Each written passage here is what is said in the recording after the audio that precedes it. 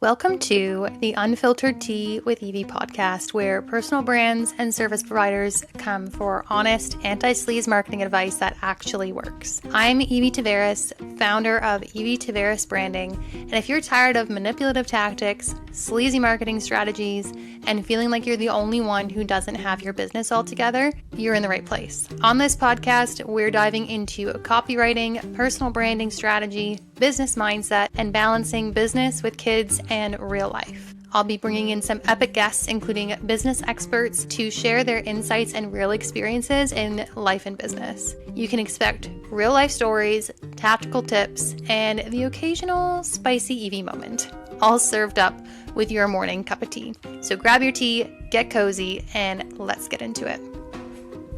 I just wrapped up recording with the next guest on the Unfiltered Tea with Evie, and I met this person through High Vibe Women. She is so incredible, and just the impact that she already has, but I know will continue to have in what she's doing is amazing. So I'm so happy that she was able to come on and talk to us about how to take care of yourself as a mom and how that allows you to take care of your other responsibilities in business or motherhood even better. We talked about how to manage mom life with everything else that you carry on your plate, because as moms and women, we like to pile a lot on that plate, and sometimes it feels like a lot to manage. So we dove into that and balancing entrepreneurship with a full-time job and the importance of leaning into your community to grow your business. So without further ado, our next guest is Crystal Shadwell. Crystal is an educator, speaker, and podcaster dedicated to empowering women to reconnect with themselves beyond the demands of motherhood. As the co-host of the Team Crew podcast and co-founder of Something Beyond Mom, a vibrant community where moms can find space to thrive outside of their parenting roles, Crystal inspires women to embrace the idea that it's not only possible to be a loving mom, but also to live a fulfilling, multi-dimensional life without the mom guilt. So without further ado, enjoy the episode. Reach out to me or Crystal if there's anything that you hear that you love. We love to hear back from you, and dive in. Enjoy. Welcome to the Unfiltered Tea. I'm back with another guest episode with the incredible Crystal Shadwell. Crystal, thank you so much for being here today. Thanks, Evie. I'm so excited. Yeah, me too. I'm excited for the questions I have and the conversation we're going to have. So let's just get right into it. If anybody hasn't met you yet, tell us a little bit about yourself and what you do. Yeah, for sure. So my name is Crystal Shadwell. I am an event planner. I am a higher ed professional. I am a mom. I am one of those people who do 18,000 things.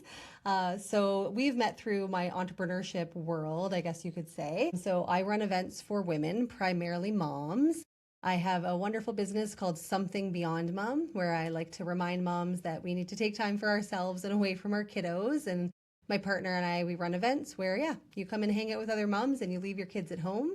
And alongside that, I've been running events for women in other spaces, again, just to kind of take time for ourselves and knowing that we pour into everything and everyone else, just to kind of take some time for ourselves. And I've been in this world of entrepreneurship for the last 2 years, but I've been working in higher education for the last 15 years, working at Wilfrid Laurier University, where I manage student support and engagement. And it's so interesting how so much of the world here now dips into my entrepreneurship world. But I love working on campus and supporting students. And I've spent half my life here on this campus. So it's also a very important place to me. Yeah, that's amazing. And you've mentioned to me before, like, just how much you love your job, because I feel like sometimes entrepreneurs feel like they have to quit their job. They can't just keep it a side hustle, but you are someone who enjoys doing both, right? Totally. Definitely. I wish that there was 18 days in a week, and I wish there was more hours in a day.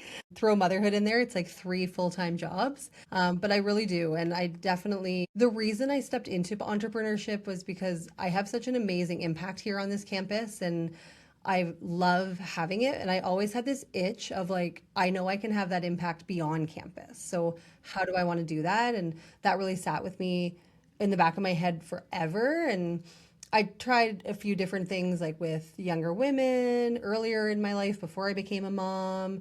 I always knew it was women I wanted to work with, but I never really knew who. And then when I became a mom, I was like, oh, this is the hardest job I've ever had. Like, those are the women I want to really lean into and work with. But it wasn't done in a way of like trying to lead my job in education, trying to, who knows, the scales very well could tip one day, that entrepreneurship becomes full time. But yeah, for me, it's a side hustle and just something to fulfill what I love so much here that I also now get just to do in a new arena. And that leads kind of nicely into my next question, which is obviously you're balancing a lot of things. Like you said, like basically three full-time jobs. I'd love to know what was the moment that you realized that moms and women need that space that you're building in something beyond mom? Yeah. Well, definitely when I wasn't taking it for myself. Like I joke that my husband and I had kids later in life. Like I am a 40-year-old with a 4-year-old. So parenting came to me a little later in the journey. And my husband and I always knew like we wanted our child to fit into our life as opposed to take over our life. And we talked about that a lot before Cole, that's my son, before he was born. And we were like, okay, like we have jobs we love, we have involvement in the community, we have a really great relationship. So like, let's make sure this doesn't take over. And then inevitably, obviously, I became a mom and it took over. And I was like, well, nothing else matters other than Cole, like everything else drops. So for the first probably like 2 years of his life, like I was very much just all about him. Like nothing else mattered. My needs didn't matter. My relationship didn't matter. The things that really filled me up didn't matter. And my husband was gentle and kind, but also like, hey, like this isn't what we said we wanted to do. This isn't the best version of you for him, for us, for anything, for you. So I started trying to figure out like, okay, like, how can I not kind of just be drowning in motherhood? Going back to work, coming back to my like job here on campus definitely helped. And I was like, okay, there's that girl. Like there's more to me than motherhood. And then that's when the itch really started getting to me that I was like, okay, other people need help with this. Because if I was someone who was so sure I wasn't going to do it and I drowned that much, and I was looking at all of my other friends who, were same thing, like just trying to find themselves again and really losing that sense of their identity to motherhood, like we are beyond, that's why my business, something beyond mom, right? Like we are more than just mothers. And that can be, whether that be your primary role, whether that be one of the most important things to you, it's part of who you are. And I think we're all better when we can step away and kind of fill our own cup, and we can step away and remind ourselves of these other parts of ourselves before coming back to our family. So that was definitely a big part of it, was the fact that I just wasn't doing it, and then needing to know that, there was a place to help other people do it too. Yeah, that's such a good reminder. Like, I think there's some of these trending posts where it talks about mums, and it's like you forget sometimes that you're also living your life for the first time, right? Like, you're also having some of these experiences for the first time, whether it's with your kids or not. Like, I think it's still so important to have that identity outside of just being a mom. And to give yourself that grace, right? That's why I love those reminders, because it's like, yeah, we're doing this for the first time. Every new milestone that they reach, we're reaching right alongside them, trying to figure out for the first time. And even if you have more than one kid, it's still, even if it's not the first time, it's the first time with that child. And I'm a one and done mom, but I know everyone who has multiples tells me, right, like they're two totally different human beings. So it's going to be a different experience. So to give yourself that grace that we're learning just as much is important. Yeah, 100%. And something that you've mentioned before was getting into rooms before you felt like you belonged. And especially with something beyond mom, do you think there's sometimes like a bit of a hesitation, like people feel like maybe they don't quite belong there? Is there any kind of message that you would have for somebody who feels that way? Yeah. So interestingly enough, the first high vibe event that I ever came to, something beyond mom didn't even exist yet. So I came to the very first high vibe back in 2024, I believe, was their first one in Kitchener. And I was going with a friend of mine who owned a business. She had owned a brick and mortar salon and then shut it down to become a home spa. And a friend of mine was like, Crystal, you love presenting and standing on stages. Like, you should go to this event. And I was like, well, I'm not an entrepreneur. Why would I go? But then I dragged my friend to come with me. And I left that event like lit up like a Christmas tree, like so excited. And I was like, okay, this is the year that I am finally going to do something beyond Laurier. So big time on that one. Like I didn't even have the business yet. And then I think every subsequent event after that, it was like, well, I just started a business. My business is only 6 months old. I'm not even making money in my business. So like all of that self-doubt and all of that kind of, inner dialogue that I had to work through to be like, well, every time I step in these rooms, I'm better. And right, like then we accelerate and we expand and we get so inspired by being in those rooms. So definitely like the retreat I went to the first high vibe retreat as well. And that one I felt so small, right? I was surrounded by 15 other incredible women who had businesses that I looked up to so much. They were founders that I just was so inspired by. And I was like, how do I belong here? Like, I'm still so new, I'm still so small in this space. But then realizing, like, obviously everything that I have in 15 to 20 years in higher ed like does, like I say, relate a lot to the world of entrepreneurship. So there is things I can contribute to the conversation, and I'm a consumer so I can contribute to the conversation. So really pushing myself to be like, we often forget that I may be one or two steps ahead of someone else who looks up to me, whereas I'm looking to someone who's one or two or 10 steps ahead of me, right? So I think we don't give ourselves enough credit sometimes about where we actually are in the journey. So by pushing myself and getting into those rooms, I've only expanded, but it definitely was a lot of the time before I felt like I was ready to do it.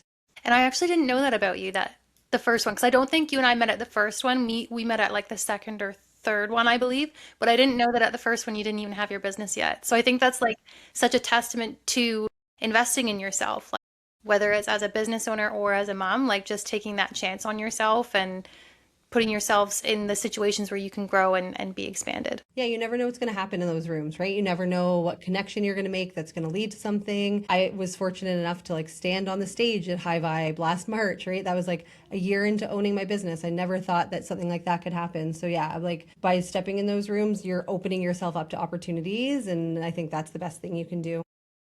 Yeah. And so you also host these events and retreats and facilitate conversations yourself. So what does a typical Something Beyond Mom experience look like and feel like for the women who show up for themselves? The biggest thing that we hope for in all of these spaces is that you can show up and not worry about anything. So we try to take care of all the details, right? Everything, because we know that we are all managing so many pieces and trying to keep so many balls in the air. So we really want people to know, and I say we, like I do have, like I say, a co-founder of Something Beyond Mom, and the retreat that I'm hosting this fall, I'm co-hosting with another business owner, another friend, Courtney. So we always say that with these spaces, like, come as you are with whatever's going on, and you don't have to worry about anything when you get here. So whether it be the food, we'll take care of making sure like you can easily park, you are well fed, you are well taken care of, you're totally poured into, so that for that, whether it be just a couple hours at a dinner, whether it be a longer day event where, we do sometimes like a yoga and brunch kind of half day event, or the full retreat that I'm hosting this fall, like for whatever the amount of time is that you're going to take away, you don't have to worry about anything, and you're going to be surrounded by people who, there's great energy. I always love so much the way that people talk about the energy. Like it's calm, but it's also like, what's the right word that I want to use for it? Like there's like an excitement in the air, right? Like I think we all just feel like, like it feels so good to not be tugged on for like a snack, or like needing to, do a bathroom break, or, the mommy that we hear 1,000 times a day. Like the only conversations you're going to have are with people, and it's not going to be interrupted for once. And how nice is that going to feel? So there's a lot of like really good positive energy, and just show up as you are, and we'll take care of the rest.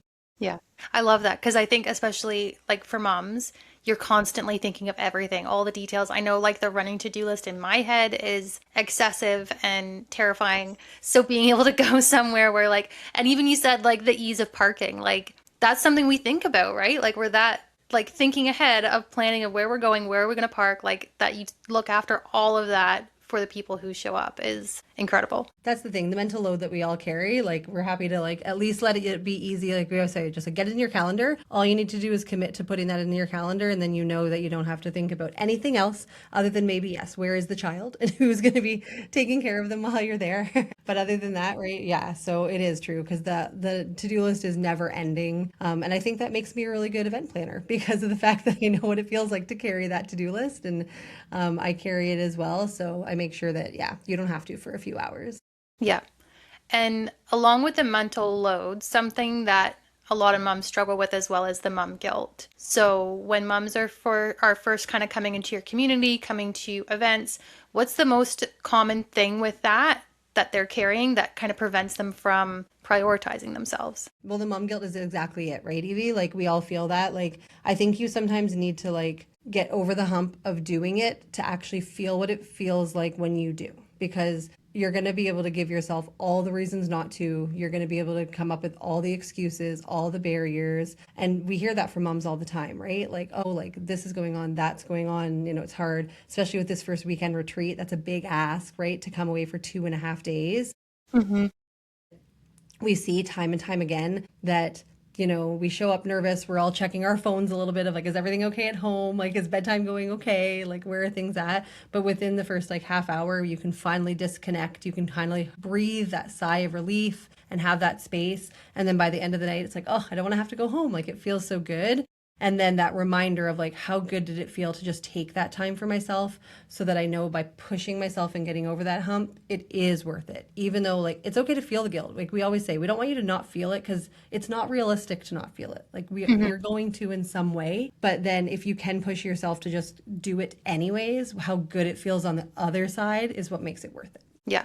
And I think there's the realization that, yeah, you feel guilty about it, but then also you're showing up as a better mom because you're looking after yourself and prioritizing yourself. That's something that I've found like since having my kids from the very, very beginning. Like probably the first, well, I had mine right before COVID.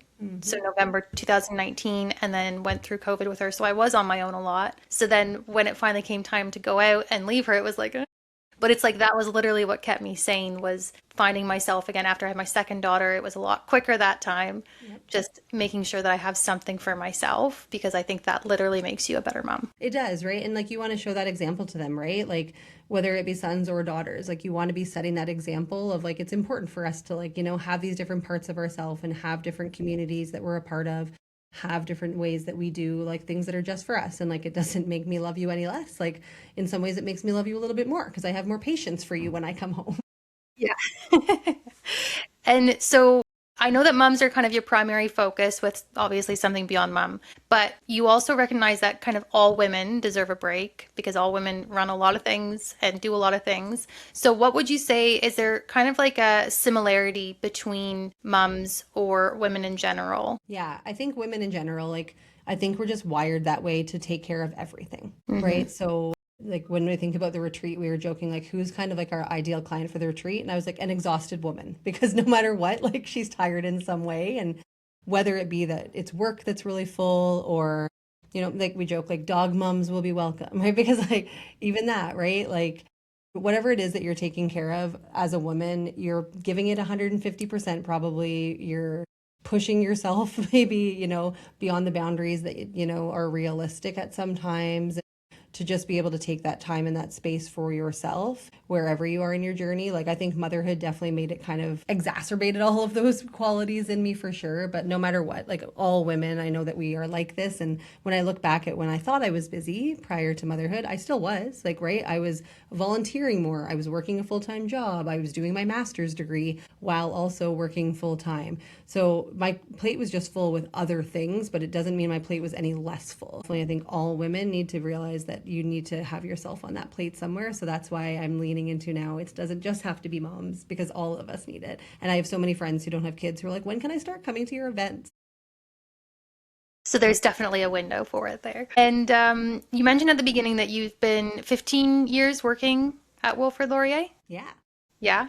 So like we said, that's a career that you really love. How do you kind of balance building something of your own while also being like really committed to your full-time job as well? It's tricky. I think what's good is that I have an amazing leadership team that I work with. Like I'm part of that leadership team. And then my direct boss is such a badass woman herself. And she like really values like what I'm doing and really believes in it and believes in me. And she said like, since I started doing this, she's like, what you do here is actually improved by what you're doing out there. So needing to have a social media presence, as an example, like with something beyond mom, part of my portfolio here is managing the social media for our faculty. So the fact that I have this ability to do it now for myself in entrepreneurship helps in what I'm doing here on campus. A huge part of my portfolio is running events for prospective students, for current students. So event planning, like there is definitely a lot of interconnectability. And then one of the things that I'm most passionate about is really helping students recognize and identify and manage the fact that their life is bigger than school.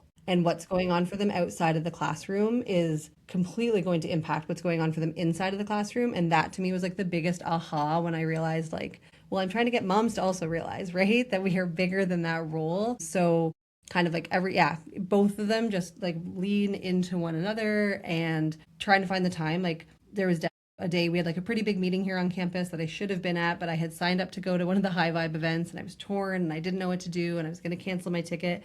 And my boss was like, you know what, Crystal, like when you go to those events, like you're so energized, like right, you come back and like she's like you already function at a pace and like a way like above and beyond like a lot of other people here. She's like, but you come back and you're even more, right? So she's like, it's good for us that you have this other branch of your life. Like she really believes in that and believes in what I'm doing, which is really helpful. So I'm able to take time and space, and it's hard, right? Like trying to figure out I'm taking a day away from work, which means I'm maybe also taking then a day away from my family. But I fit it into the best of my ability when I can and how I can. And having the support is definitely helpful. And right now, as an example, it's 3 o'clock in the afternoon. I'm in my office. So I do Talking to find me.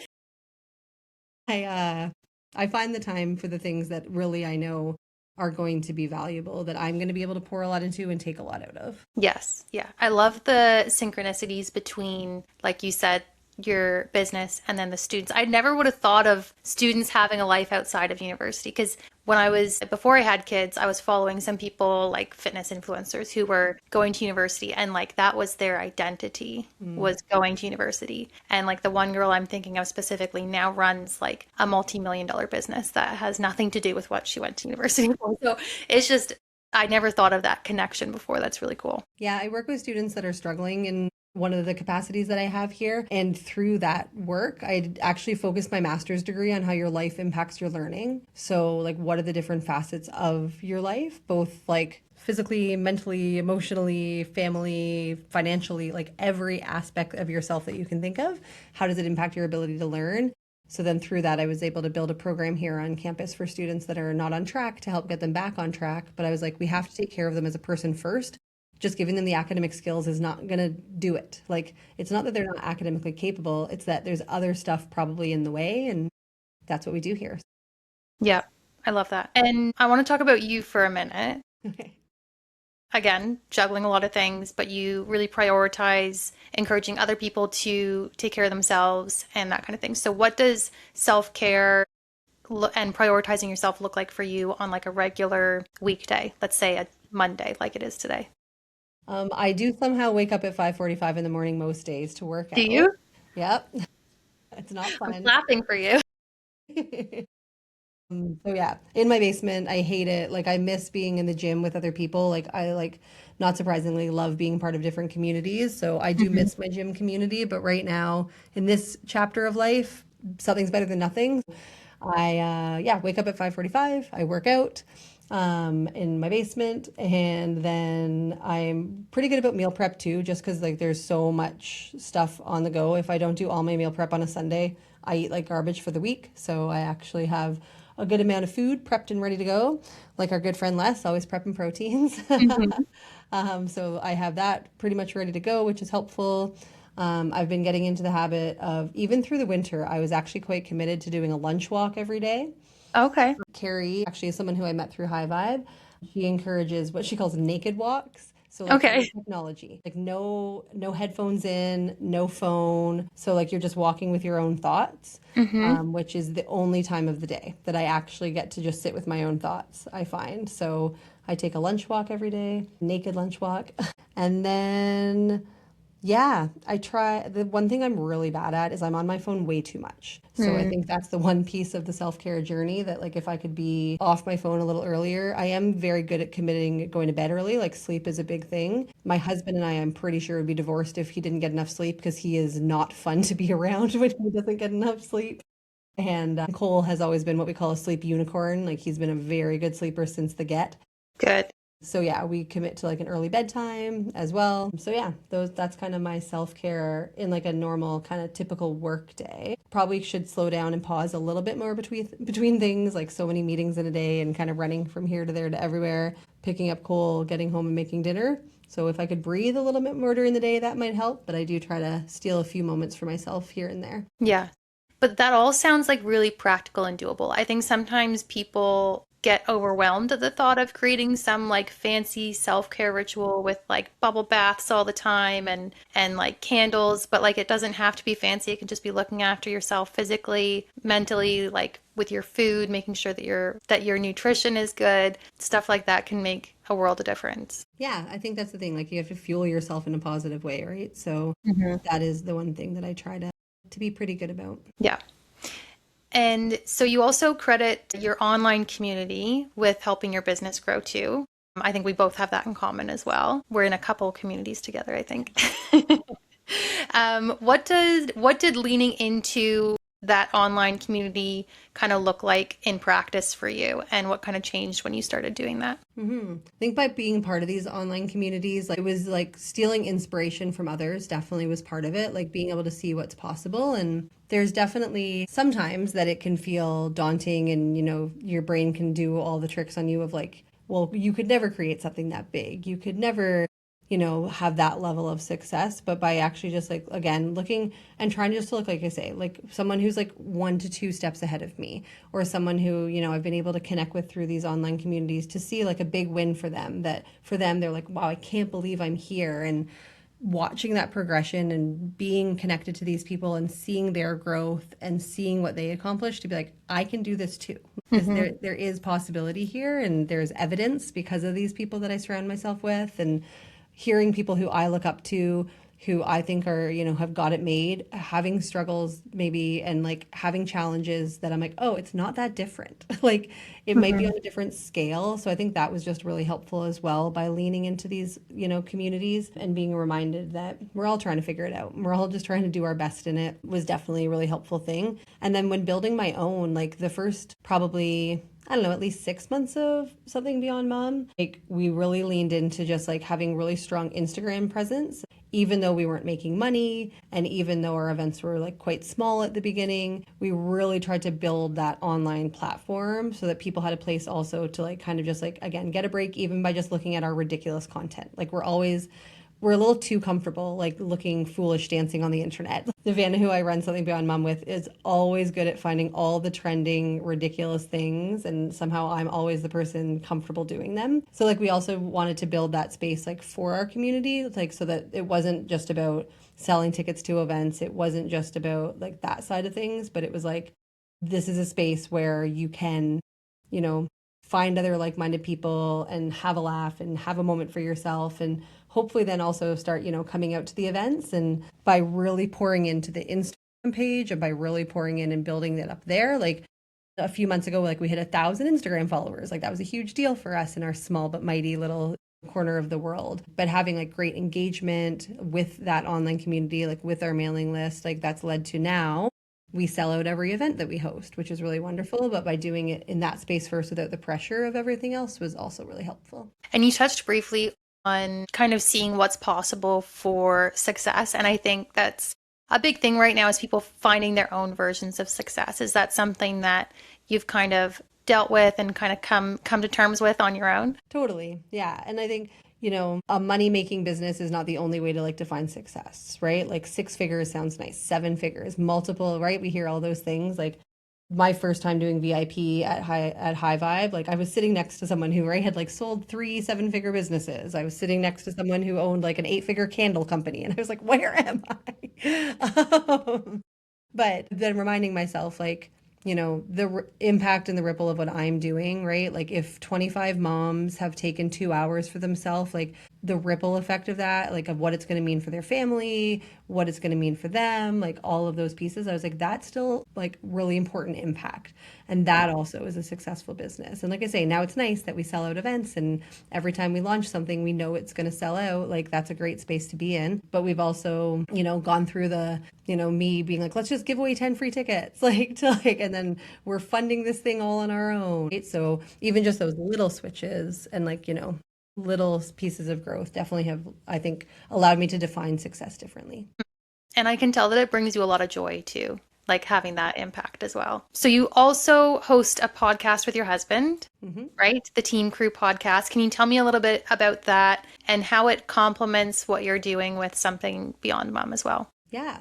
So the Team Crew podcast it started as like a little passion project for my husband and I. We started it when Cole was a little bit younger and maybe a little bit less all encompassing in his demands of our time. But we launched it because, again, like we just wanted like something, like all we were doing was talking about Cole, right? Like I think we get into that grind as parents, like, right? My husband always said we were like almost like in the business of raising Cole. It was like we were business partners, right? Like every conversation was about like how do we maximize the efficiency of this household, How do we, right, maximize bedtime efficiency, nap time schedules, all the things. So when we realized like we don't talk about anything but him and that's not good for our relationship. And we were both, I think, craving something creative and fun to do together. So we were thinking about where can that be? And we had talked like since we got married, the efficiency of our wedding organizing, we're like, we know that our skills are very complementary. Like we could run a business together and maybe one day we will. But we're like, maybe this is the way to do it. Like, right, this is the kind of platform that might make sense. My husband also is a great presenter and really comfortable talking. When I met him, I was like, does this man talk more than me? Like, is that possible? My friends were also a little shocked about that. But he also used to produce music for movies. So he had some like tech skills that he was not using anymore because now he's the VP of legal at a tech company. So none of that creative side is there anymore. So yeah, so it was just kind of like a perfect storm of all of those pieces that we were like, all right, let's do this. But in terms of what we wanted to talk about, like I was like launching something beyond mom. So he's like, well, like how do we build your authority so people know that, you know what I mean? You're someone who they should come to your events and you can be trusted and you get it. So the Team Crew podcast is all about like managing life as parents, managing your relationship in that space, like trying to just, again, manage all of these different facets of who we are in this chapter and how we can show up as the best version of ourselves while doing it. So sometimes it's just us riffing about, you know, the lessons learned and what we're trudging through at any given moment. And then we bring on some wonderful guests to talk about their experience in like whether it be running a business and parenthood or fill in the blank kind of what their expertise is and what that looks like in the world of parenting. So it's on hiatus right now because Cole is just a little bit too much work. But we've actually been talking about relaunching it. So I'm hoping that comes back soon. But yeah, there's 2 seasons of all sorts of wonderful episodes and it was so fun. It gave us a chance to ship off Cole to my parents for an afternoon and record and have some fun conversations together. I love that. It's like the most creative version of a date night, I think.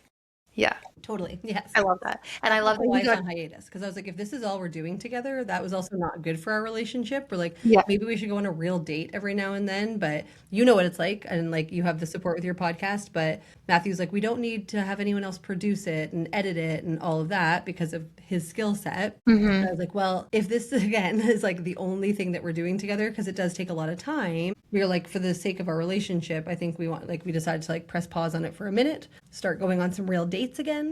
And then we'll bring it back. Yeah. I think that's part of the piece too of like something beyond mom. Like it ties into like the mom, like both parents having something together, having something on their own. Like those are all ways for everybody to just be sane and happy. Yeah. Matthew and I have always tried, like, we've had this like system where Saturday mornings are like mine for myself. So I get like 3 to 4 hours guilt free. I don't have to justify where I'm going or what I'm doing at all. I can just have that time for myself. And then Sunday morning, he gets the same thing. He goes to a coffee shop so he can write and have his own space and do that. And we've had that system for a few years now because, yeah, it's so important to like have those different elements that are, again, like for you as a couple, you as an individual, you as like that role in the family and all of that kind of stuff. And we both have very full-time jobs. So we've had to be intentional about how to carve out that time. What would you say is the hardest part of something beyond mom while you're also still in it? Like you're a mom, you're busy, you're still in it. What would you say is the hardest part? Well, I would say like last year, like we were on such like an up and up trajectory that I totally burnt out. Like we were just doing too much too often, right? Like we were running an event every single month and you're planning one, promoting one while you're running this one and like you finish one and you're already into the next. So I think just the pacing was a big learning lesson for us. And because we had so much momentum, we didn't want to stop the momentum, but I totally burnt out. And it wasn't good for our partnership. It wasn't good for our community that we had built. It wasn't good for us as individuals. So this year, going into year 2 of Something Beyond Mom, we're like, okay, every other month still is a wonderful offering and is still a great space to be able to provide that for the community that we've built and for the moms that we connect with. So I think we had to like learn the hard way to slow down, because by stretching ourselves too thin, we're not practicing what we preach either. So I think that was definitely the hardest thing to make sense of kind of, and next year we'll reevaluate again, right? Like, do we have the sweet spot? You know, is it too slow now? And so we do one big event a quarter, like a big ticketed event that's like a kind of half day. Like at the end of this month, we have a Pilates and plunge day where we're doing cold plunging and breath work and then a Pilates session and all sorts of stuff. But then we also once a quarter just do a dinner, like book a reservation at a restaurant, 30 tickets, first come, first serve, right? So it's like a lower lift. It's not quite as much to organize. So trying to find what's the right cadence has been a growth experience for us. Yeah. And what would you say, like, what's kind of next for Something Beyond Mom? I think you mentioned part of it already, but Yeah. Well, I guess like to me, the retreat definitely is like the big thing that's next. So it's not, like I say, directly a Something Beyond Mom event because we will open it up to non-moms as well. And that's this fall. So an event, like a 3-day, 2.5-day event is definitely kind of the next big piece that I'm working towards in that space. And every now and then we muse about, we know that Something Beyond Mom could be everywhere. Like we are here in Kitchener-Waterloo, and moms drive in from pretty like within an hour radius, I'd say. Of like we have moms who come from Brantford, we have moms who come from Stratford, Cambridge, Burlington area, and anytime I show up at any event and I share what I do, moms are like, "I want this in my city." My mother-in-law is adorable, and she's out in BC, and she's like, "We are ready for a chapter." Like. And she tells everyone and anyone about it. And I obviously have family out there, so they're eager for it. So we do say, like, if the capacity ever came to us to scale this thing, like, I believe we could have chapters of Something Beyond Mom across Canada. Right now, there is zero capacity for that. But if anyone's listening, it's like, I'd love to do it and they want to be our partner, by all means, let me know. We're just looking for the right partners, I think, to make it happen, but maybe one day. yeah, I love that. That's super exciting. So I like to close off with rapid fire, but before we do that, can you tell people where to find you? Where can they find information about Something Beyond Mom? Yeah.